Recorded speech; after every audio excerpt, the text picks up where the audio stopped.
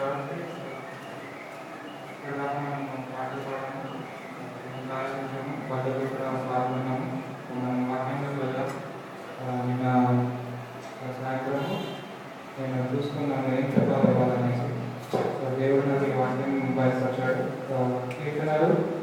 కీర్తనలు 136 అధ్యాయం 1వ వచనం చదువుతారు.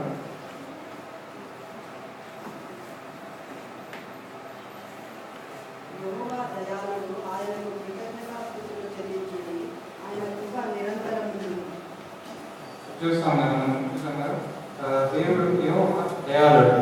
సో మనం ఎప్పుడు దేవునికి థ్యాంక్స్ చెప్తూ ఉండాలి. ఎందుకంటే ఆయన కృప ఎల్లప్పుడూ మనతో ఉన్నది కనుక. సో మనం ఇంకొక వాక్యం అలాగే చూసాము. అక్కడ 123వ వచనంలో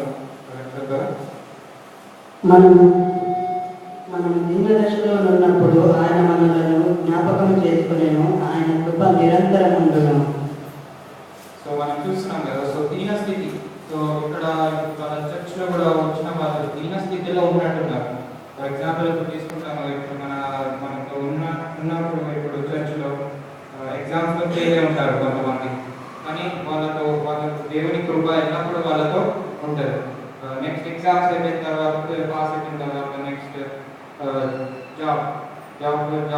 జాబ్లో కూడా నిరుత్సాహం కలుగుతుంది వాళ్ళకు. కానీ దేవుని కృప వాళ్ళతో ఎల్లప్పుడూ ఉంటుంది. దీన స్థితిలో ఉన్నా కానీ దేవుడు ఖచ్చితంగా ఒకప్పుడు ఎప్పుడొకప్పుడు సక్సెస్ అనేది వస్తుంది. మనకి జాబ్ వచ్చిన తర్వాత ఫ్యామిలీ ఉంటుంది. సో ఫ్యామిలీ ప్రాబ్లమ్స్ కూడా చాలా సహజం వస్తాయి. కానీ దేవుని కృప అప్పుడు కూడా మనతో ఎల్లప్పుడూ ఉంటుంది. సో మనం చూసాం కదా ఎగ్జాంపుల్స్ చూసి మనం ఒకటి తెలుసుకోవాలి ఏంటంటే దేవుని కృప మనకు ఎల్లప్పుడూ తోడై ఉంటుంది. సో మనము లాస్ట్ ఒక వాక్యం చూసి మనము ప్రారంభంలోకి వెళ్తాము. మనకి వాక్యం తెలిసిన మనము ఆవిరి వంటి వాళ్ళము. మన జీవితం ఎక్కడ ఈ వాక్యం ఎక్కడ చెప్తారు? వాక్యం ఉంది యాకోబు 4వ అధ్యాయం 14వ వచనం.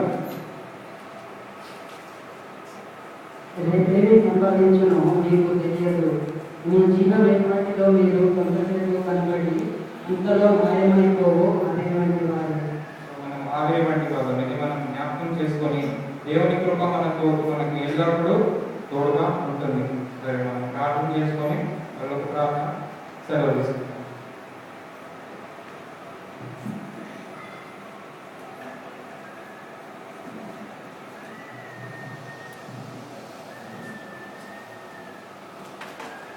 ఆ నలుగురు యువకులు అన్నాడు చర్చికి వెళ్ళి వచ్చిన మాట్లాడు వారి జీవితం ఎలా మారుతుందో మనం చూద్దాం.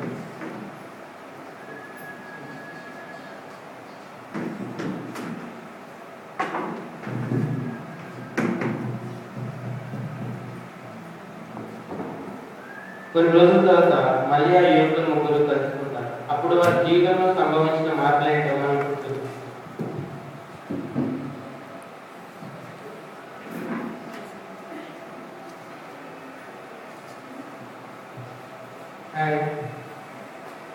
ఏంటి ఇంత సంతోషంగా ఉన్నారు?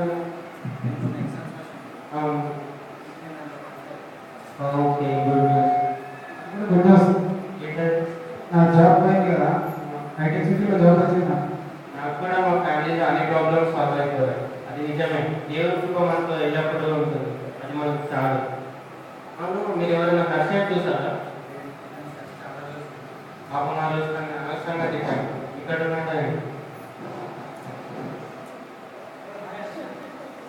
ఏమో అందరూ ఎట్లా మాట్లాడు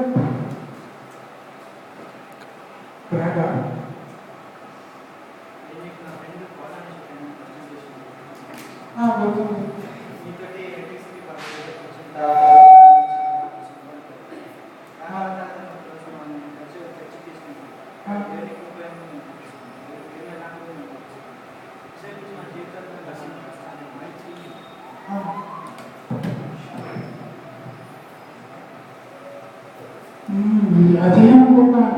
అసలు ఏం చేసింది? ఏ బాబా దగ్గర సార్ అడ్రస్ చెప్పాలి. నిజమైన ఎట్లుంటుంది?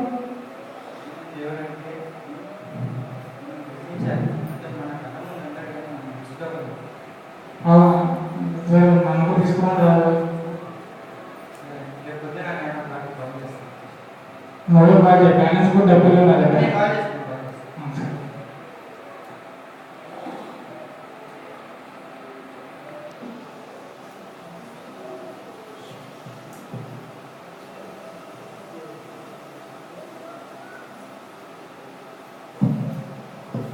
ఆ మర్నాడు హర్ష చర్చికి వెళ్ళి దేవుని కృపను దేవుని గురించి తను తెలుసుకొని తన జీవితంలో మార్పు పొందుతాడు. ఈ చిన్న స్పీడ్ ద్వారా మేము దేవుని కృప అనే అంశాన్ని మీకు వివరించడం మేము చాలా ఆనందంగా ఫీల్ అవుతున్నాం.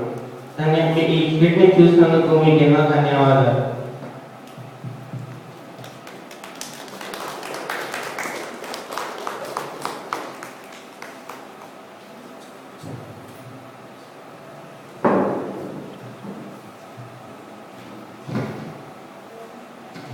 మనము వాక్యం ద్వారా మరియు సాక్ష్యం ద్వారా ద్వారా మన జీవితాలలో కృప అనేది ఎలా మంచి దేవుడు చూపించారో మనం చూసుకున్నాం.